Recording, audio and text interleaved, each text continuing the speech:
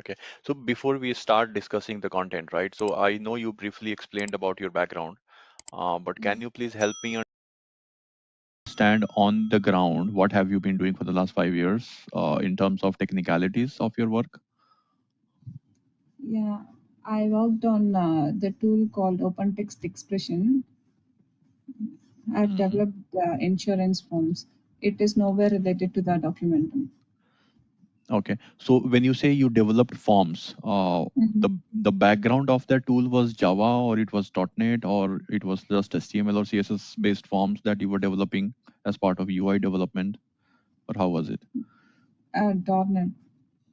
.NET. Okay. Yes. Now, so you understand OOPS concept, object-oriented programming concept. You understand database concepts. Yeah.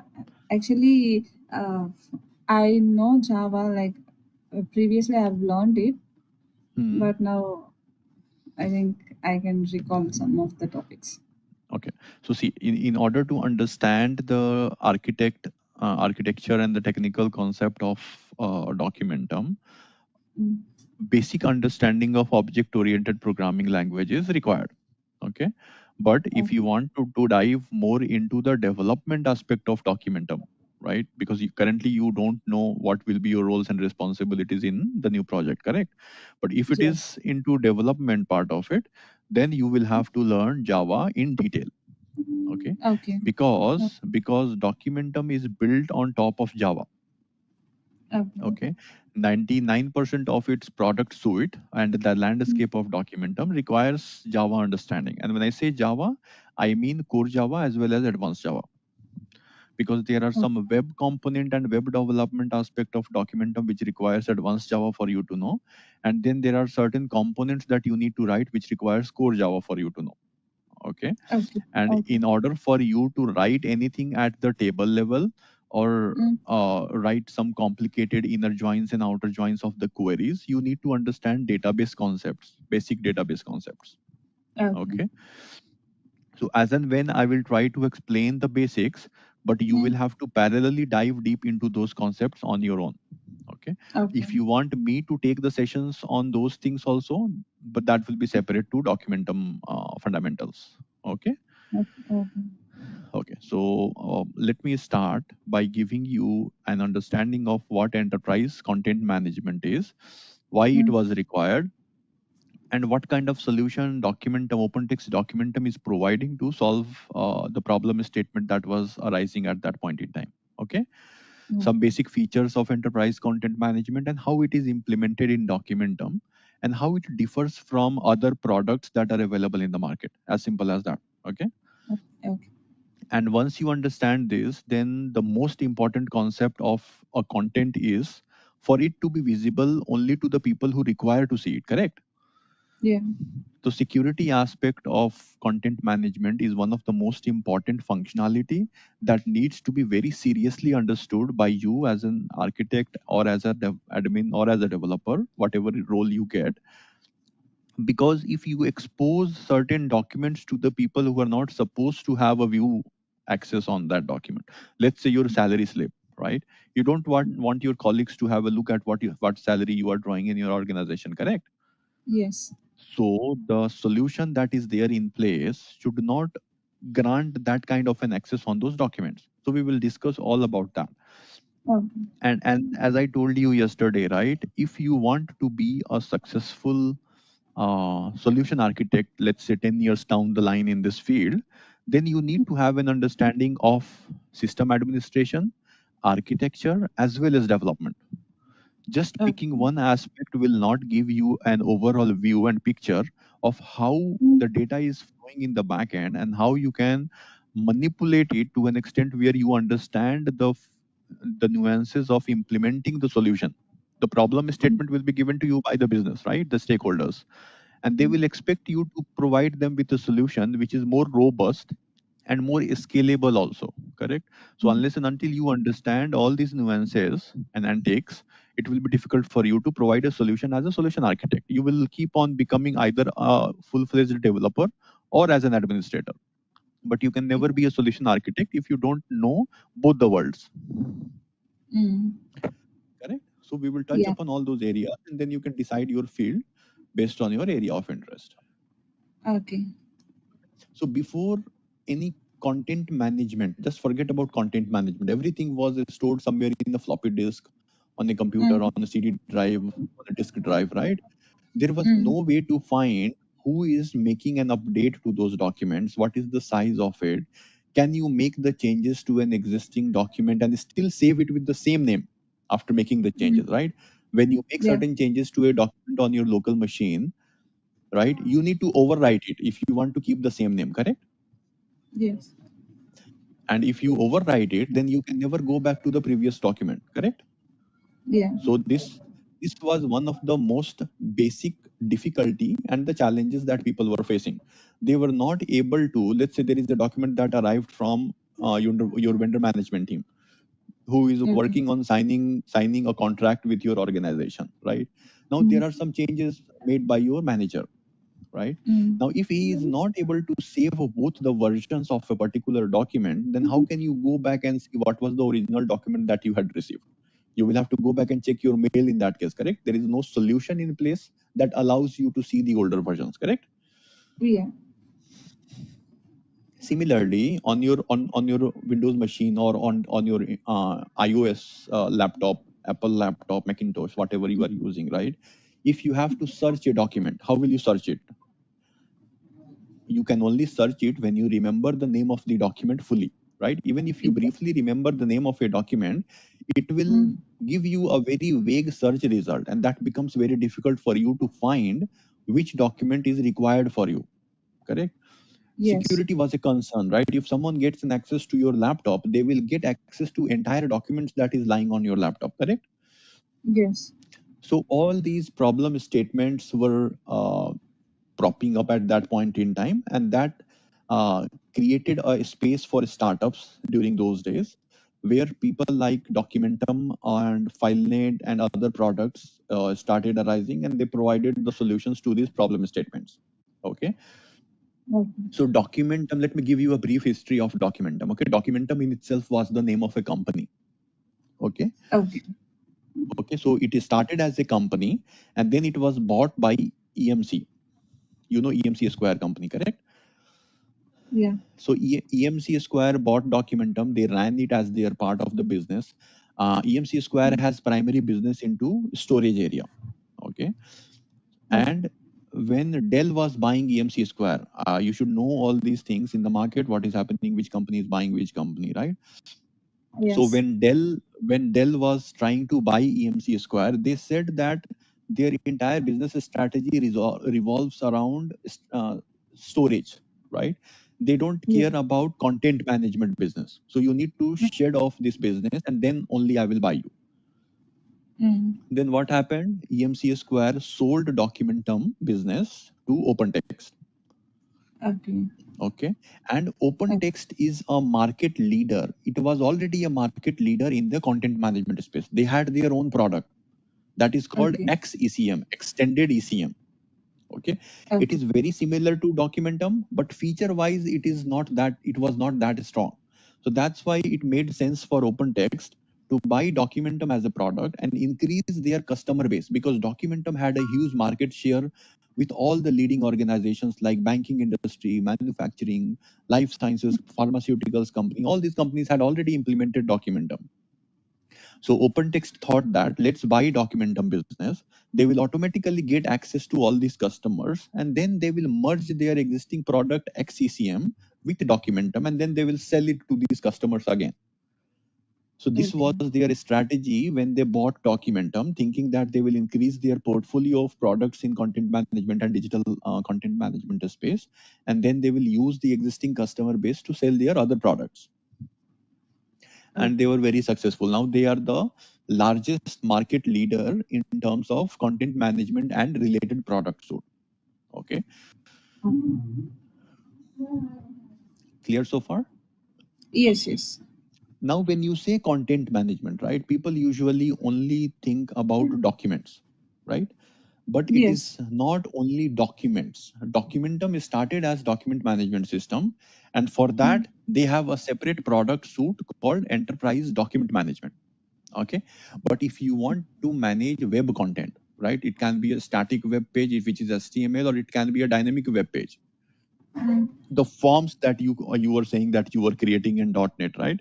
You can create Yeah. forms in Documentum also, which allows people to fill their data, and then once you click on submit button, the data gets stored in somewhere in the table in the database level, correct? Yes. So that form is also a content, right? Everything that stores some metadata or it has some content associated with it, they are called content, and it comes as part of enterprise content management. It can be document, it can be web content, it can be your digital asset. What does it mean? Your audio and video files. So when you go into publishing industry, when you go into media entertainment industry, the film industry, right, they have these gigabits and terabytes of audios and videos that they keep on creating on a daily basis, right? So they need Yes. some place to store it, correct?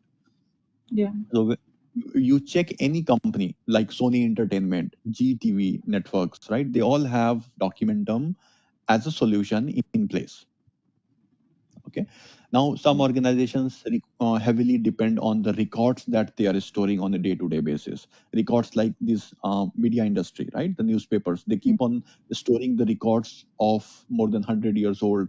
So whenever there is a news that is getting displayed on television, they fetch these information and they immediately show it to the TV screen, correct? Yeah. And then there is something called collaboration management. So if you need to collaborate heavily with your vendors or with your stakeholders, then you need to have an integration of your content management solution with some other third party solution so that the collaboration is very uh, smooth, correct? Now, for example, usually what happens is Documentum is implemented only internal to an organization. The access to content management solution or Documentum kind of solution is not exposed to third party people. Then how do you collaborate with them? You collaborate with them using web services, where your Documentum solution gets integrated with the third party solution, and then you expose their and consume their services or expose your services to them. So you know how web services work, right? Yeah. There are some getters and setters where so many services that you have implemented at your content management level, you can Mm. expose those services to the third party. They consume the services and they give some output to you using the same web services. So now Yeah. whatever they are exposing, they will expose it at your application level, and whatever Mm. you are exposing, they get exposed to their application level. This is where the Yeah. RESTful API or web services comes handy when you want to integrate your solution with a third party application. As simple as that. Clear? Yeah. Yeah. Now, when this content management solution came in place, you were able to easily classify the document, and with classification, you were able to search the document in a easier manner. You were able Yeah. to provide security on those documents, Mm. on those contents in a better way.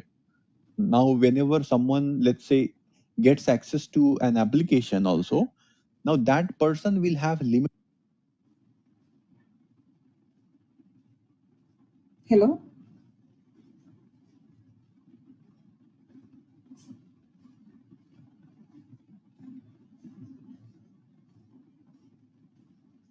Hello.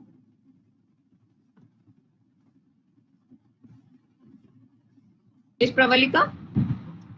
I'm Vaibhav is there? I couldn't hear him. Vaibhav, are you there?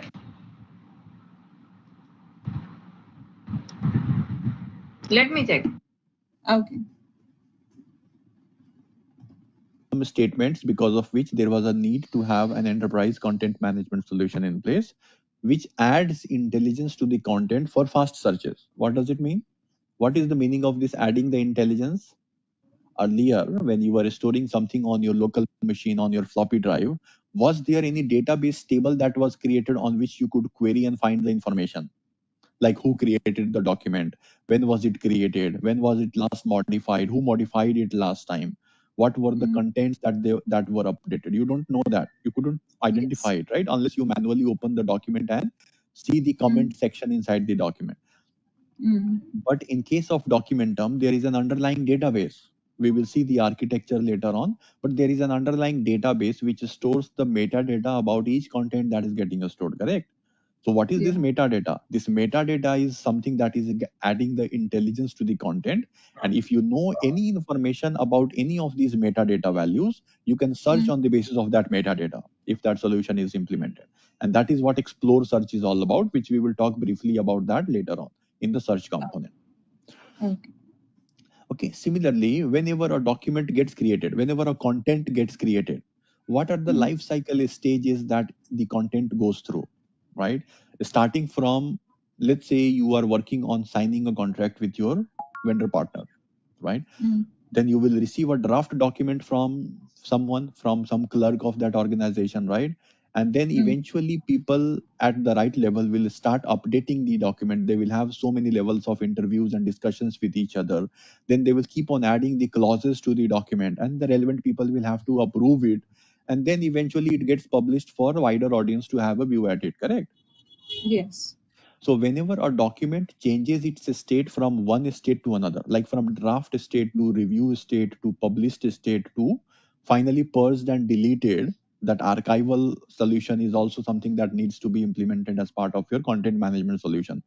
Because you cannot keep on storing the content in your database, in your actual storage SAN or NAS forever, right? There is a limitation to that, because when you keep on adding the storage, when you keep on increasing the table space size of the database, you are actually incurring the cost on that.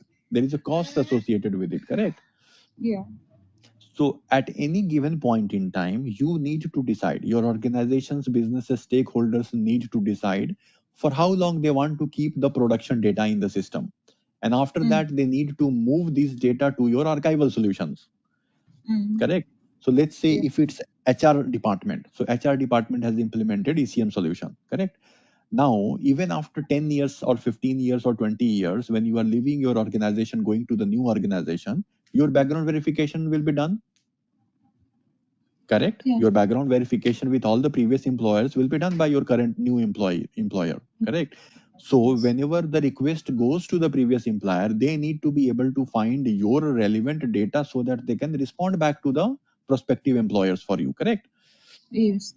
So for different departments, there may be different archival solution in place. When I say archival solution means the policies that are applied on those contents may be different. For example, for HR department, they might need to keep the data stored for, let's say, 35 years. Because ideally, an employee only works for 30 to 35 years. After that, they anyways retire, right? So after that, their data will not be required. So they might keep it even in archival for, let's say, 35 years. And after that, they will delete your data so that Yes. new data can come into archival. So in production, they might keep it for 5 to 10 years. And after that, they will move it to archival system. And from archival, it will be purged or deleted after the business approval. So whenever, let's say, 15 years complete, you can write a business process on top of that. Now I'm talking about business process, which is your workflow, which you mentioned in your topic, which we will discuss briefly later. Okay. So each life cycle state of a particular document changes with the workflow activity or state. So what is a workflow activity? It's a business process. So for example, when you are wanting to delete some document from your archival, you cannot just blindly go and delete it, right? You cannot just blindly apply a policy to delete it in the background without anyone to know it. So you must trigger a workflow activity for the right stakeholder to give a go ahead in the system, correct? And once Yes. people provide their go ahead, then it should automatically go and delete the document and then push back a notification saying that this particular document from this archival, from this path about this employee has now been deleted and can never be restored. Something of that sort of a notification needs to be sent to all the relevant people and stakeholders so that everyone is aware, and it is also required for your documentation purpose and compliance. Because let's say someone raises a complaint, an issue in future saying that why it was deleted, who gave you a go ahead to delete it, you will have an evidence of this, right? That this was the person who approved it, Yes. correct? So these are the solutions that you can implement. I told you about the security, which we will talk about in a separate.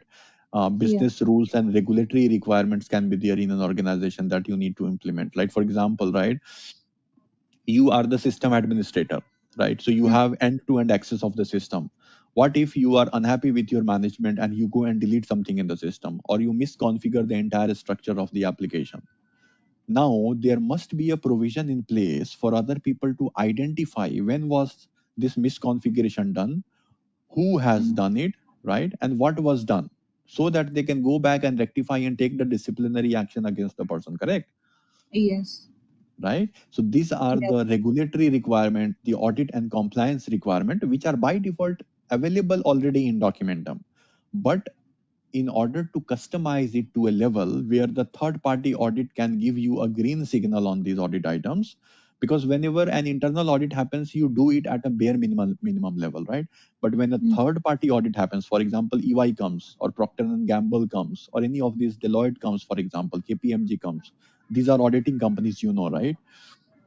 So Yeah. each of these organizations will have third party audit at least once a year, and they will bring their own questionnaires. They will ask you hundreds of questions, that are you logging this information? Whenever Mm. a privileged user is logging into the system, are you tracking what that user is doing every minute? When is that person logging in, when is that person logging out, what action that person is performing in the system? That needs to be tracked somewhere, so that you can go back in time and then find what was done by that person if something goes wrong. If nothing goes wrong, no one comes asking you anything, but if something goes wrong, you need to find a way to identify who has done it, correct? Yes. Collaboration, we just talked about. If you want to have a third party collaboration or internal collaboration with someone, then this is also allowed by the ECM solution. Documentum is one of the products of ECM solution, okay? Okay. Yeah. Now, how can you, I was talking to you about the state of a document, correct?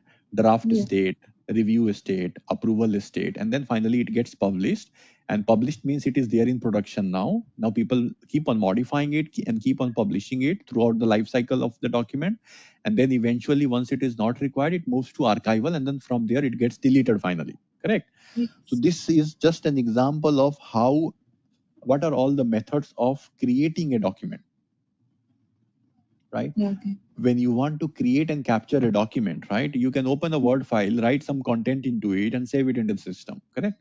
That is Yes. just one of the most layman's way of creating a document, correct? Yeah. Now, if you are a more advanced user, you may want to store some XML application related documents, which might be used for the silent installation of so many applications in future. You might want to store it. Now, for Okay. a manufacturing industry company, right, which uses CAD and CAM softwares, right, they can store those documents which are very big in size. Okay. Now, so what happens is, these engineers and the civil engineers, right, they design the layout and the map of the building that they are currently working in. If, where are the pillars, where are the planes, what is the size of the pillar, what is the thickness of it, how much cement is required, and things like that. So they put all those details in the drawing documents, which is created using CAD software. Okay.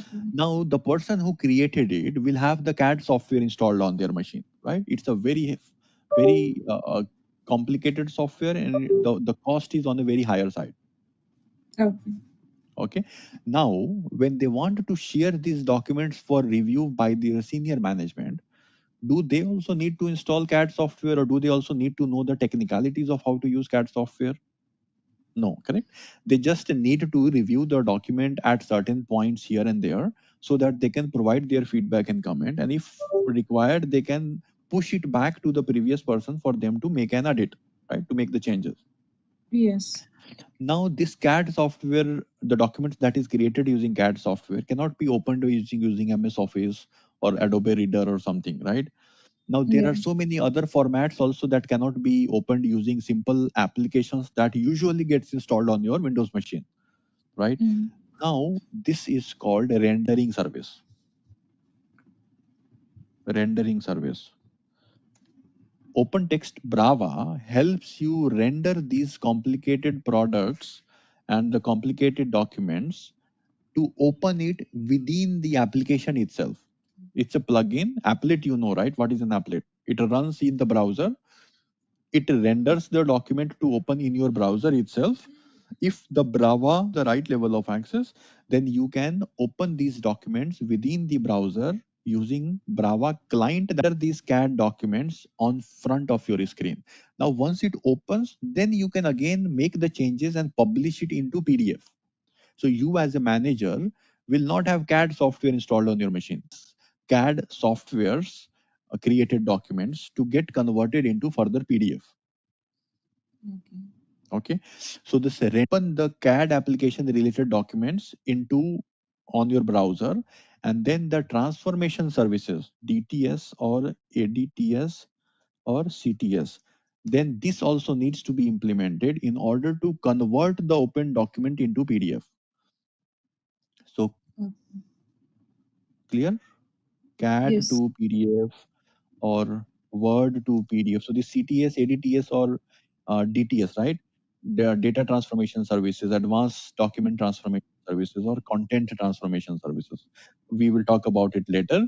But if you want to convert any document from one format to another format, this transformation service is a separate license that you need to buy. And if it is installed and configured for a particular repository, in that repository, you can do these conversions from one format to another format. Okay. So usually whenever you have a requirement to have Brava, you usually also have a requirement to have this product so that you can convert those complicated documents into PDF file so that once published, other people can have a view. They don't need to depend on CAD software to be installed on their machine. Clear so far? Yes. Yes. Now, similarly, there is another very heavily used product in the market for a scanning solution or capturing solution. Have you heard about it? No. So there are so many products available in the market that needs to be integrated with Documentum. So OpenText has its own product for capturing solution that is called Captiva. Have you heard about it? No. Okay. So Captiva is one of the product of OpenText. Then IBM has another product called IBM DataCap. Okay.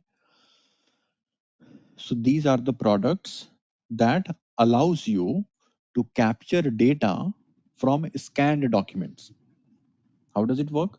Let's say you have a book.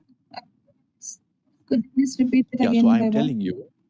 My network was not stable before, so I Yeah, couldn't so hear I'm you. saying that this capturing solution or scanning solution is nothing but when you scan a document, right? When you go to your Photoshop shop, right?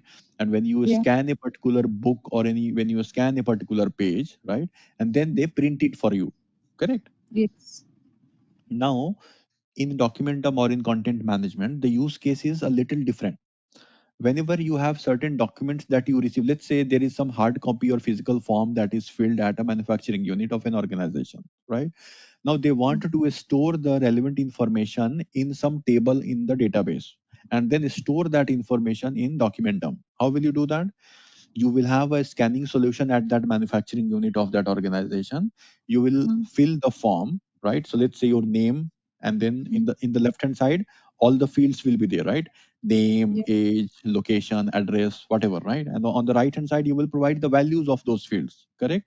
Now after Yes. providing all those fields manually, you will go and scan it using your scanning system. It's a normal scanner that is available at any Photoshop machine, but that is integrated with Documentum, and one of the table is created for that particular scanning solution. So whenever you scan that particular document, there will be a name attribute in a predefined table. Against that name attribute, the value that you have provided in your uh, physical form, that gets stored in the database table somewhere. Okay. Clear? And Yes. the form that you scanned, that gets stored as a content against that particular attribute or metadata. Is that clear?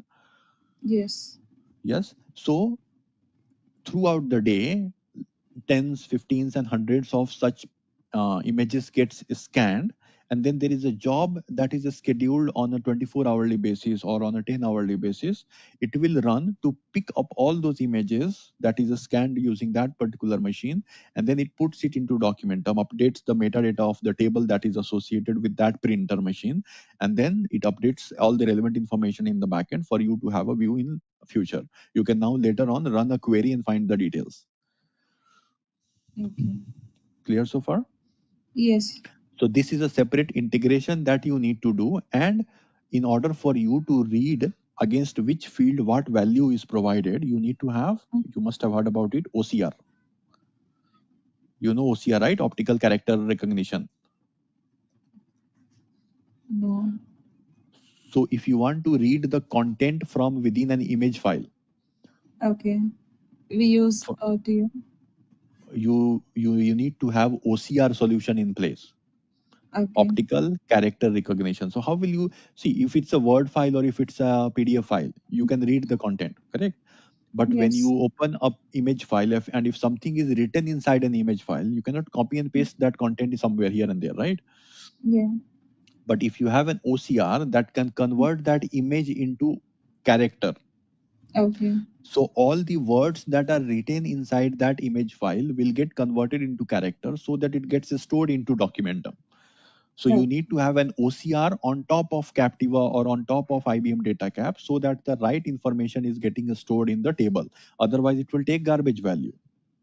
Okay. Clear? Yes. Okay. Now, reporting solutions, right? So Documentum used to have its own reporting solution called DRS. Have you heard about it? Documentum reporting Repository system.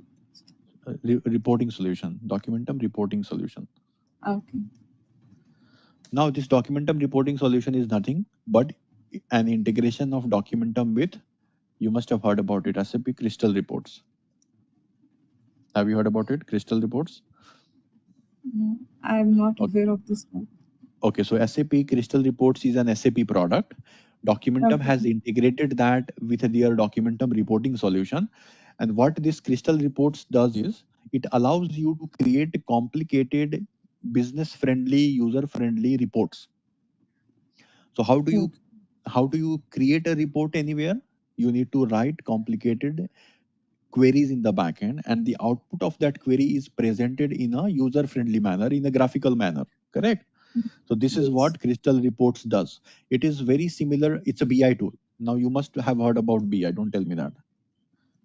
Business Yes. intelligence, right? Yes. So it's very similar to Tableau. It's very similar to Power BI, but it's an Mm. older product. It's a very old product of SAP Crystal Reports that allows you to add intelligence to the data, right? So you need to first write a query, a complicated query of whatever you want to expose to the front end GUI, and then each of these attributes that you want to expose, against that you need to again create a graphical view using the reporting solution which is given by Crystal Reports. Clear? Yes. Okay. Now once the data is captured, you need to manage it. Where will you manage it? You will manage it at Documentum level. Okay. What security you want to apply to these documents? For example, who should be able to have a read access, who should be Mm. able to have a delete access, who should be able to make changes to the existing content of a document. See, that is called security, right? Now when you make some changes, when you create a new content into the system, you need to be able to find a way to go back and find who has done it, at what time it was created. That is called audit entry. Okay. Okay. Now, Yeah. all I told you that Documentum is built on top of Java libraries, correct? Yeah. So the way any object-oriented programming concept works, Documentum also works. You will have a parent table, then you will have a child table, right? And from child table, you instantiate that to create an object. We will talk all about that in detail. But library services means Java library services, and Documentum is built on top of that. So Okay. Documentum's library is called DFC library, which is Okay. called Documentum Fundamental Classes. Okay. Okay, so this DFC library is nothing but it is built on top of Java libraries. So you will have the same syntax, you will have the same formats, but some methods and interfaces will be relevant to Documentum manipulation of these content creation, content management, and things like that. Okay. Okay. Okay. Now, versioning, we already talked about it briefly. Like if you are Yes. creating and modifying on New top of an version. existing document, then you have no way to go back to the previous version. But in Documentum, you Yes. can do all of that. correct? Life cycles Yes. and workflows we briefly talked about, clear here? And renditions and transformations also we briefly talked about using OpenText Brava and content transformation Yeah. services. So this is all done at Documentum platform level. And then Yeah. once the content is managed, then you would like to share this with somebody, right? Mm. It's not like only you are creating it, you are viewing it, and you are deleting it. There must be certain stakeholders who need to have a view on these documents, correct? Yeah. So how will you share with them? It means how will you deliver this content with them? Email is one of them. CD-ROM, fax, no one uses it these days. You can Yeah. publish it using a website, right? Or wirelessly you could share, right? Or you can integrate your Documentum system with a third-party application using RESTful API or web services. Now, Okay. web services in Documentum is called Documentum Foundation Services. So Documentum Foundation Services DFS is nothing but Documentum's way of implementing web services. Now Java Web Services is there, but Okay. Documentum Web Services is built on top of Java Web Services, and then they have given their name as Documentum Foundation Services. Clear? Oh, So DFC is core Java component. DFS okay. is web services component, right? And Yeah. then there is something called WDK. This is web development kit. This is advanced Java component of Documentum. Clear so far? Yes. DFC is Documentum Foundation classes. This is the core Java component of Documentum. DFS is the web services component of Documentum. Web services in Java is similar to DFS in Documentum. Core Java is similar to DFC in Documentum. And advanced Java component in Java is called WDK in Documentum. So if you want to do anything at website level, at a web component level, then you need to know the advanced Java, and then you can build on top of it using WDK, Web Development Kit. Okay. Clear? Yes. Okay, so you can integrate it with the system, and once it is there in production for let's say 5-10 years, it will move to archival, and from archival it will eventually get deleted or purged, as we call it. Clear? Yeah. Yes. Now, advantages of managing a document in ECM system versus file system. So we Okay. briefly talked about some of the challenges that we were facing with file system, right? That Yes. if you want to store multiple versions, you need to keep changing the name of those documents. Otherwise, Yeah. it will overwrite the previous document, correct? Mm-hmm. But in content management system, you can create n number of versions for any document. Yeah. Permissions and security is very restricted and prominent in any content management solution, but in file system, it is very limited. Whoever gets access to your laptop or desktop, they get access to everything on the machine. But whoever Yeah. gets access to an application doesn't mean that they get access to all the documents that is stored in that application, right? You can Yeah. still restrict the level of access inside that application. Correct? You can search a particular document on the basis of any metadata information that you remember about the document, because there is a database table associated with that. But in file Yes. system, there is no table. There is no database table associated. It's local machine. Remember anything, then you search. Otherwise, you can never find it. You can just Yeah. double click on a folder, then go inside another folder, and this is a nonsense way of finding a document. Correct? Yes. Yeah. You can maintain different formats as separate files, but those different formats can be associated to the same document as part of your rendition management. We talked about this rendition, right? When you want Yes. to convert a Word file into PDF file, when you want to convert a CAM document to a PDF file, they all will be associated under the same tree of the parent document. But in Yeah. file system, they will all have to be created separately with different names and different file formats. Like for Okay. example, if you have a .png file and you want to convert it to .jpg, right? You will have to create two separate files, and there will be no relation between the two files, right? Yes. But in Documentum, they will have a relationship with each other, and we will talk about how the relationship is stored in Documentum. Yeah. Right? Workflow, life cycle states, we talk about draft, approval, review, right? All these things are managed very conveniently and smoothly in any content management platform. But in file system, it is like copying the document and then sharing it across with someone on a pen drive or on the mailbox, right? Which exposes the document to the people who are not supposed to have a view at it, right? Like for example, if I share the document with you, who is stopping you to share it with somebody else in your friend circle? No one can stop you, right? You can go ahead and share it with someone who doesn't need to have an access on those documents, right? Yes. So that's where file system is a nonsense way of storing a document. References to the documents via the path of a document is more convenient, right? For example, if you delete something on your file system, it goes to your recycle bin. Once it gets removed from recycle bin, can you ever recover it? No. No, but in Documentum, you can recover it. If you know your way around, you can recover it. Yes, there are certain conditions in which it restricts you when you can and when you cannot recover, but that is still more flexible as compared to what it gives in the file system web. Okay. I just told you about sending a document as an attachment, right? It creates security concerns. But in Documentum, even if you share the path of your document to somebody, and if that person doesn't have access to the document, they will still not be able to view. They will get a message saying that the document doesn't exist. The document Okay. exists, but they don't have access. Then also they will get a message that document doesn't exist. Yeah. So access restriction is one of the most important functionality of Documentum. Now, before I proceed further, tell me how comfortable you are with middleware layer of an application architecture. Sorry, how middle? Middleware, I didn't. middleware layer, middleware. Have you heard of middleware? No. Apache, Tomcat, WebLogic, WebSphere, JBoss, Jenkins, Yeah, this I have deployment. thought of it. So see, Documentum is a client server architecture, right? So you have Yeah. something as a server in the backend, and then you have a client. What is a client? Client is an application.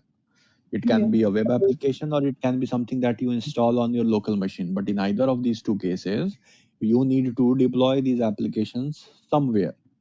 So you usually deploy the applications on application server, right? The application servers are nothing but a hosting platform which allows you to customize the development aspect of your application to be deployed somewhere.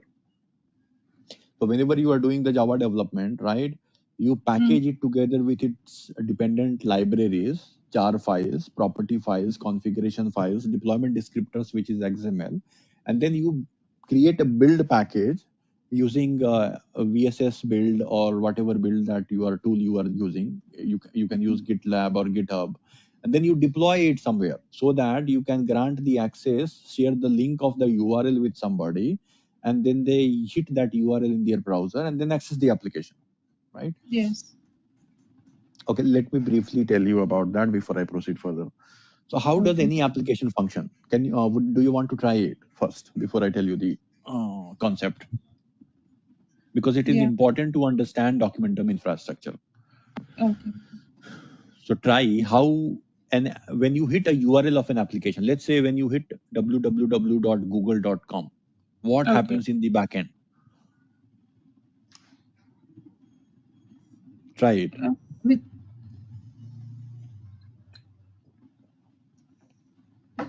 it opens the Google. Like you're asking inside what happens inside. In the background, what happens?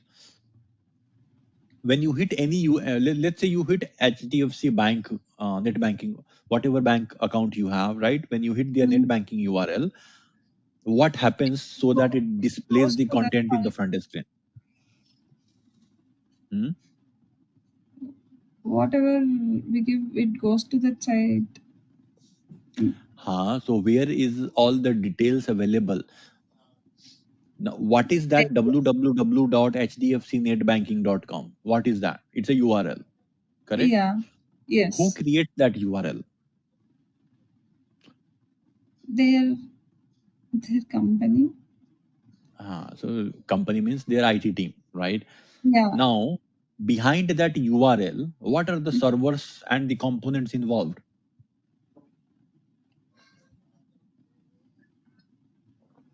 You need to know all these things because Mm. as you grow in your career, these things are important aspect of becoming a solution architect. You need to know end to end about all the components of how an application functions, not just one Okay. component of application development. When you deploy an application, you should know how much space it is taking, the storage component, the network component, how much bandwidth it is taking. You also need to know that is the what is called, okay. So you also need to know the load balancer information about all the URLs that you are using. Okay. Yeah. So let me help you understand it briefly, and then you go and dive deep into this space. Okay. Okay. First, you hit the URL. All right. Mm. That Yes. URL is nothing but a load balancer URL. Mm. Let me keep on chatting you. Load balancer, or short form, they use LB URL. Okay. Okay. So this is the URL that you hit. Whatever URL that you hit, you always hit a load balancer URL. Okay. Now, what is a Okay. load balancer URL? Inside the load balancer URL, you provide the web server details. Web server details along with its IP address. What is a web server then? Web server is where your website is deployed. Okay. So Okay. when you have a let's say there are two web servers. Web Mm. server 1, which is running on port 80, and web server 2, which is running on port 80. Now you share these details with your network team and load balancer team and ask them to create a load balancer URL for you, so that it resolves 50% of load on web server 1 and 50% load on web server 2. So every time you hit www.hdfcnetbanking.com, 50% time it will go to web server 1, which is running on 80 port, and 50% time the load will go on web server 2, which is running on 80 port. This is clear so far? Yes. Now, what is this web server? Any example you would like to try where websites are deployed? Have you heard of Apache? Have you heard of IIS? I have the names, but I no idea on that. Okay, so this Apache and IIS is on Windows. Apache is on Java, and Tomcat on server level, right? So these are Mm. web servers where you deploy your website. Okay. Okay. Now, when you deploy your websites here, you don't want to share the URL such as HTTP, then ws1 colon 80.com. Would you like Mm. to give information like this to your users? No. No, right? You would not like to give HTTPS ws2, which is running on port 80, then forward slash, then some name like hdfcnetbanking.com. You don't want to expose your server names to your end users or business users, right? If you Yeah. release these kind of information, then it is prone to cyber attack. Okay. Right now, Yes. when you hit a URL, which is a Mm. load balancer URL, it resolves into these web servers. Correct. Now, when the request comes to these web servers, your web server will have information about application servers. Okay. Okay. Now, what is an application server? Application server where is your code is deployed. Code about the Okay. functionality and behavior of your application. Right. Okay. So your web server will have information about the application server that it needs to connect to expose and show the behavior of the application to your front end people, to the business Mm. users. So let's say there is an application server 1 which is running on port 8080, and there is an application server 2. Usually there will be many more, right? Mm.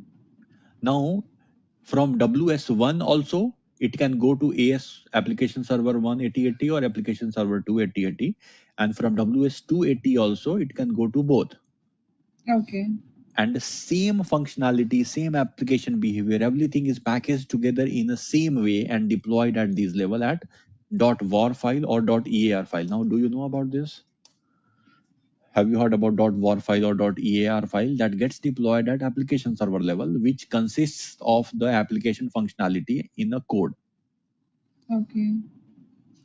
So var is web archive, Mm. and EAR is enterprise app archive. Okay, so there are so many web archives. such as Apache Tomcat. Heard about it? Yeah. Right. Now, how have you heard about JBoss, Yes. WebLogic, WebSphere? These are all application servers where you deploy your application functionality as codes. It can be your all the libraries, the jar files, the property Mm. files. You will have some encrypted password to get the privileged sessions to a particular application so that you can perform certain administrative activity in the application, right? For that, you need privileged access. We will talk all about the privileged users and everything later. But if you Mm. want to perform all that activity, you need those access. How do you get those access? You will have to put the username and encrypted password in some property file and use that property file in your Java code and then do the manipulation. Correct? So as Yes. a developer, you do that. So these JBoss, WebLogic, WebSphere are application servers. So from web servers, the request will come to application servers.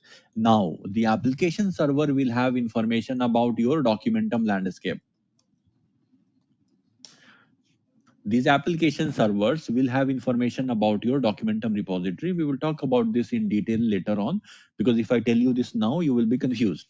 So let's just say that your application server has information about how to communicate with your repository, how to manipulate the data, everything at the repository level. It is done using your application servers. Clear? Okay. Yeah. Now your Documentum repository will know which database to update. So Documentum repository will have information about the database. Mm. Usually in a normal application, the application server directly will have information about the database. But in case of Documentum, your application server will know about Documentum repository, and the repository will be connected to database in turn. Okay. And repository is also in turn associated with storage, which can be SAN or NAS, network access storage area network. Have you heard about it? In storage, the mount points that gets created on your Windows machine or on your Unix or Solaris box, where the Mm. actual content is stored. Metadata Okay. is database, right? Metadata is database, but where is the actual content of those documents, heavy documents stored? They need a lot of space, right? Gigabits of space per document in case of Yes. audio video files, right? So they get stored finally at some mount point. Those mount points are created at SAN or NAS level. So Mm. at whichever mount point it is stored, the information about that storage is with repository. Okay. Clear so far? So Yes. this is how the request or data flows from front end to the back end repository. Front end means load balancer, web server, application server, repository, storage, and database in the back end eventually, which gets updated after every transaction that gets completed. Clear? Yes.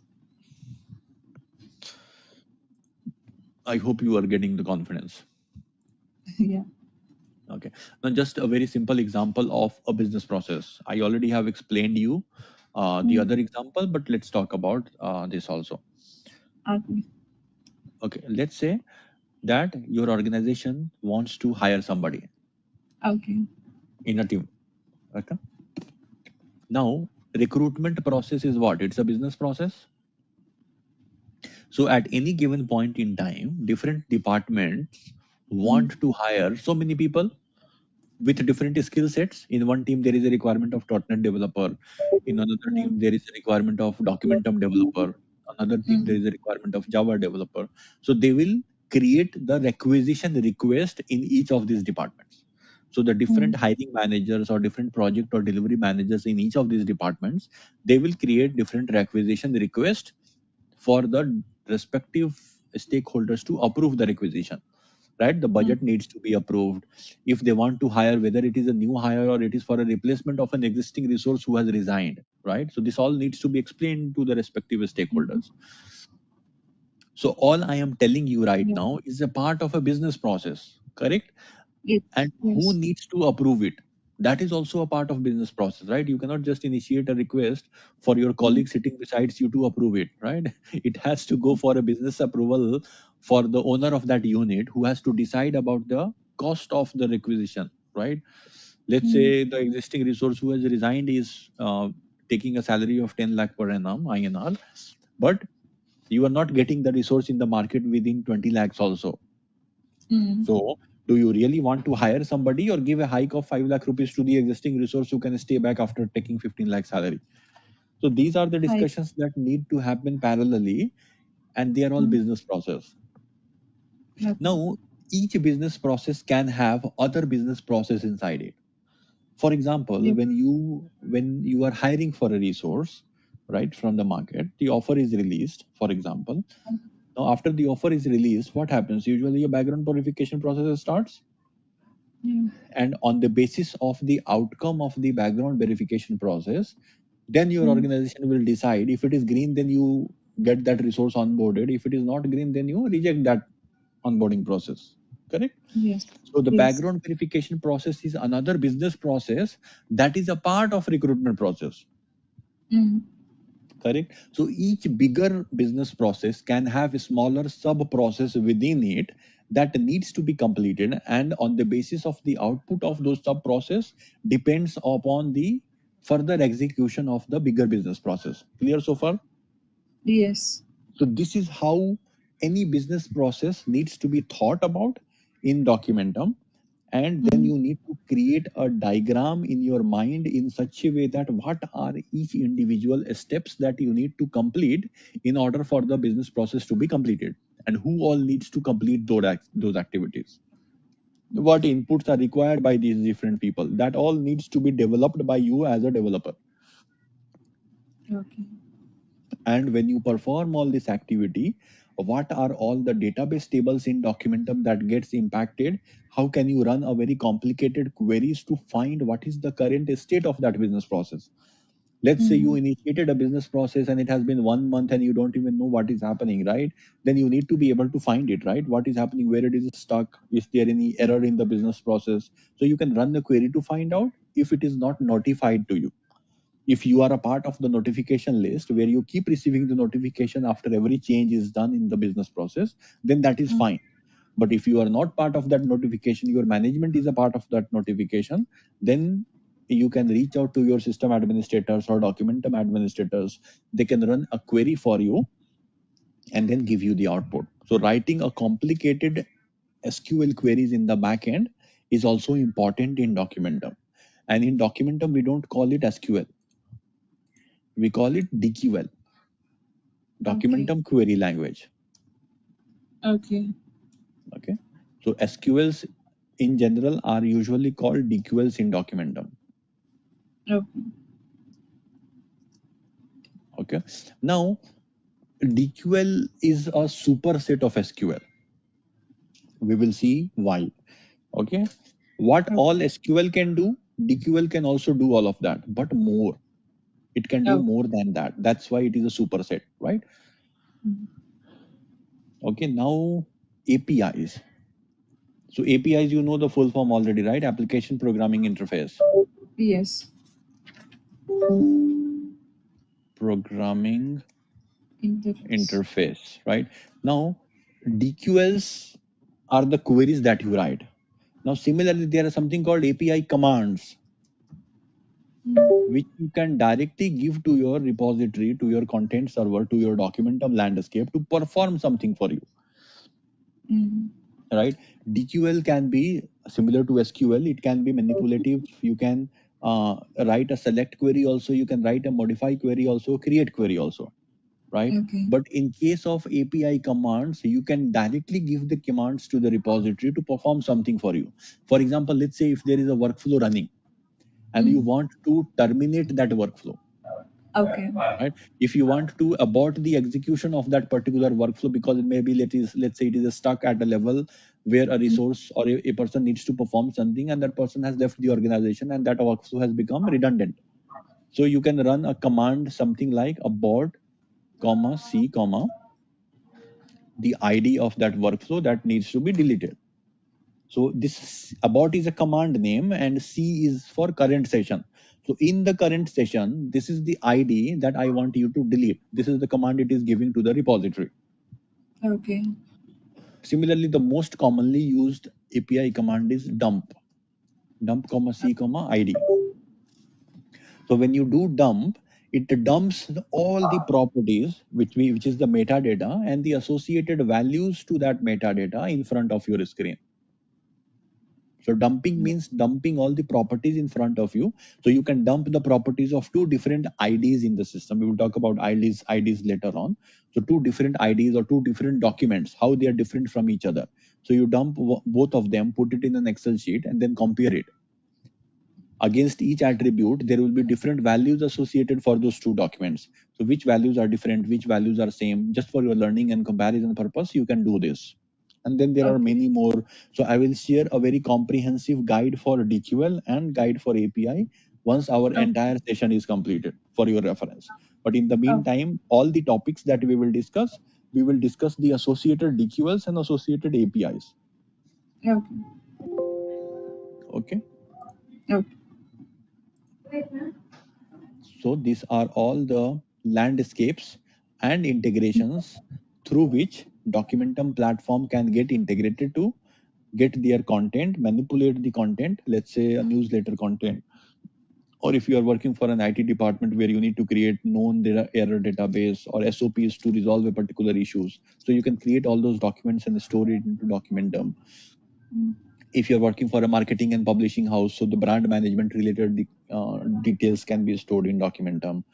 If you're working for a publishing house, or you are working for an online cataloging company, or any banking industry, BFSI, fintech companies, all different kind of documents will be created for different industry. You understand this part, correct? Yes. For a retail industry, it will be different kind of documents. For a manufacturing company, it will be different kind of documents. So Yeah. whatever be the industry, whatever be the kind of document, Documentum is the place. You come here and you can store anything you want to, and you can manipulate that, you can manage that, anything you want. Okay. Yeah. Yes. Now, before I jump onto this topic about the properties and architecture of Documentum, let's talk about some competitors in the market Yeah. for Documentum. Okay. Mm. So these are all enterprise content management solutions which we discussed about, right? Documentum is one of the products which provided the solution to the problem statement, correct? Yeah. Now there are other players in the market which are as good as Documentum. For example, IBM has its own product in Documentum, in content management space called IBM FileNet. Have you heard about it? Yeah. Yeah, so IBM FileNet is very similar to Documentum. It is also built on top of Java. It is mostly very similar to Documentum. They just use different names for different features. Okay. Okay. So, for example, they don't call it a repository. In Documentum, we call it repository. They call it Mm. doc store, something like that. Yeah. Similarly, you must have heard about Microsoft SharePoint. Yeah. So they are all market leaders, Gartner chart leaders. So they are the biggest player. Now, there are many more other players. I don't want to dive into that. There are hundreds of products now each one has created. There are other open source market players which are very good if you want to dive into the freelancing industry. Mm. ECM tools. Have you heard about WordPress, No. Drupal, Magento? So these are all open source products that allows you to manage the content for very smaller enterprises, like some companies, like some Kirana store, for example, or general stores, medical stores, the hair designers company in US, UK, Canada, Mexico. They all reach out to different people to develop a solution for these content management requirements, which is at a very small level. So they don't need a very complicated Oracle license or something. So they are primarily based on PHP. They are not based on Java. They are based on PHP. They use MS Access for database, and they are very easy to perform the activities and the requirements that they want you to implement. So if you learn these tools also, you can be a good resource for the freelance industry into the content management space. Clear? Yeah. You're So saying WordPress, Drupal, and Magento. Magento. Yeah. These are all the storage things for. Yeah, they are all for content management. They are all content management tools, and they are all primarily helping for the web content management. Okay. Yeah, they are all primarily web content management. for enterprise content management. IBM, FileNet, Documentum, SharePoint, only these are the market leaders. A couple more are the market leaders. But Okay. these WordPress, Drupal, Magento, they are PHP based tools. MS Access database is there primarily. So when you download these products, this MS Access, PHP, the installables and everything gets downloaded on your local machine. And then you can start manipulating a smaller use cases by looking or downloading some use case from the market. Like for example, if you want to implement something for a general store where users keep coming, so you want to store the user data, you want to store what data they have been buying for the last 30 days. Now you can expect that in 30 days some of this content will be less for the candidate for that particular customer, so they can send it to their home delivery, right, proactively, so that they increase the customer experience and things like that. So this is where they come with this WordPress, Drupal and Magento product. Okay. And they can also integrate these products with your existing ITSM systems also, like ServiceNow or BMC Helix. Because in your ServiceNow, right, you keep creating your knowledge base, SOP documents that you create, which you associate with different incidents that you resolve. Correct? Now, when you create the knowledge base or SOP documents, where are they stored? They need to be stored somewhere, correct? Yes. So in that somewhere can be these solutions in place, WordPress or Drupal or Magento. Yeah. Do you want to continue, try, or do you want to research on certain things that I have chatted? It's up to you, because this is a new topic we are starting now. We are diving into the Documentum space from here. Totally up to you. How much you can sink in is up to you. If we continue, if it will be very confusing, then we can continue tomorrow. Yeah, so I would suggest that whatever smaller things about application server, web server that I have chatted, I will anyways keep reiterating here and there, but you need to dive into that space more. Okay. Yeah, you need to dive more into that, because whether you become either a developer or a Documentum administrator also, in both the cases, that learning is very important for you, because you will be working very closely either with the DevOps team if you are an administrator, or if you are a part of DevOps team, then you will be working with the developers. In either cases, you need to understand all these. What application server you are using, what are the important files in those application servers, how to deploy an application. Now, for example, when you hit hdfcnetbanking.com, then there is something called / and then something is written there, correct? What is that something after /? That is coming from context.xml in the Tomcat file at application server level. So you need to know all these things as the system architect or system administrator. Okay. Yeah. Yeah. Yeah. So you do that research. Yeah. Yeah. Can you share me the recording of this? I think they are recording it, right? So you can ask Sumaya. I don't have access to your to their cloud. I'm a freelancer. So you check with Sumaya. I think I just listened that this call is getting recorded. So she must be recording it somewhere. Yeah. Okay. So you check with Sumaya. They will share the link with you. Okay. Okay. Yeah. And in the meantime, if you have any issue, this is my email ID. Mail me. We will connect anyways tomorrow. You want to connect 2 p.m. or 3 p.m. tomorrow? I'll let you know. Okay. Let Sumaya know, and then she will let me know. Yeah. Okay, sure. Yeah. So if you copy these chats somewhere, and in this chat, whatever things I have asked you to study, like OOPS concept, Java basics, database basics concepts, and then there's middleware concept, load balancer, some basics of storage, networking. These things are all required. So as and when I dive deep into the architecture section, you will be required to understand it. I will anyways explain briefly, but you will be able to relate more if you already have gone through some content somewhere. Yeah. Yeah. Clear? Yeah. Clear. Okay. Then let's connect again tomorrow. Let them know at what time you want to log in. Yeah, sure. Yeah. Topic wise, we will cover. So now, once we start this Documentum, then we will finish this entire topic tomorrow. Okay. Okay. Sure. Yeah. Okay. Thank you. Okay. Thank you, Vaibhav. Bye. Bye. Cheers. Bye.